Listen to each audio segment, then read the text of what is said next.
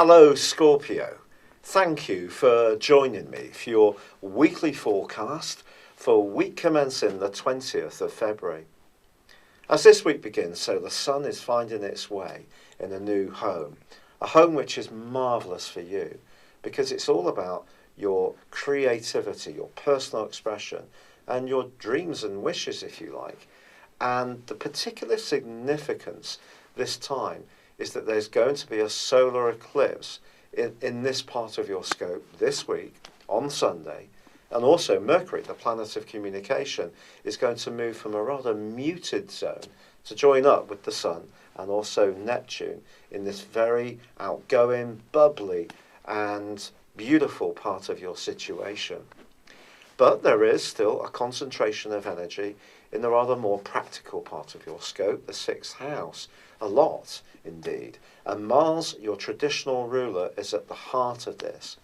This can give you a lot of extra energy, and certainly with Uranus in this location, which is a rather restless influence and has been there for some years, forging a link to Mercury in the first half of this week, some practical changes could be made at home where you suddenly get almost a light bulb moment and think, oh wow, yeah, I can approach this in a new and innovative way and create a solution.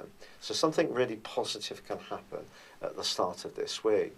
But Mars is clashing with your modern ruler of Pluto, which continues in the part of your scope to do with ideas and your physical activities. Now, I think it's possible because of this, there could be quite a lot of sort of extra nervous energy within you and in terms of how you perceive other people. People can be a bit on edge, a bit impatient, and a little bit ragged around the edges at times. And particularly from the middle of the week when Mars goes alongside Uranus.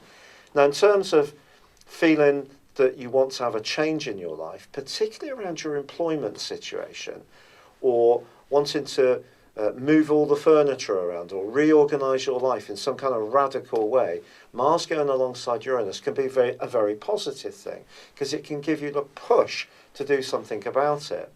That's fine, but it's when you interact with other people that the issue may be more difficult, especially if someone close to you wants to retain the status quo. Or perhaps it's you who's not quite sure about making a change. You're a fixed sign, so knowing what you know gives you a sense of comfort and familiarity. But the stars are really pushing you to be much more open-minded. And that energy, if you're resisting it, can kind of be intrusive. On the other hand, it could be you pushing it and trying to make some changes, and it could be very exciting, but other people may resist what you want to do.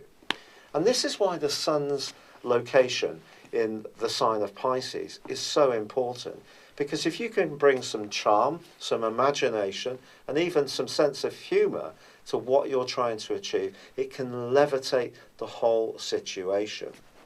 Now, by Tuesday, it is true that the Sun is in opposition with the North Node, which for you is very much about your future. So whatever's going on at the moment, do be mindful of how it impacts you in terms of the long term. I think that's really, really crucial.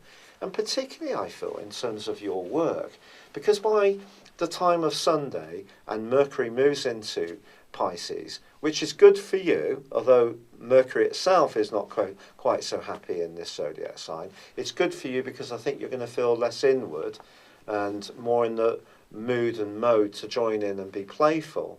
It is true that there is also a solar eclipse which embraces the dreamy energies of Neptune.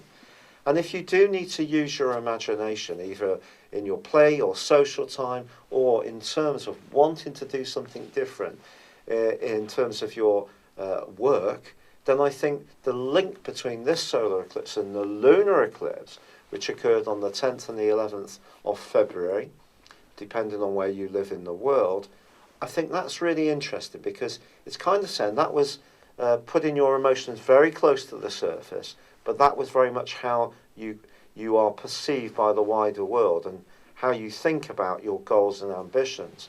So I think how you go forwards in this next 6 months needs to be in a way which really engages you a lot more.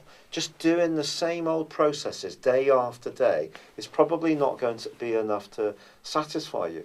You need switching on in so many ways. And if life seems a little bit dull this week, you could almost like do something to create a reaction to make yourself feel alive. It's been a real pleasure being with you. Thank you for joining me. Good luck and goodbye for now.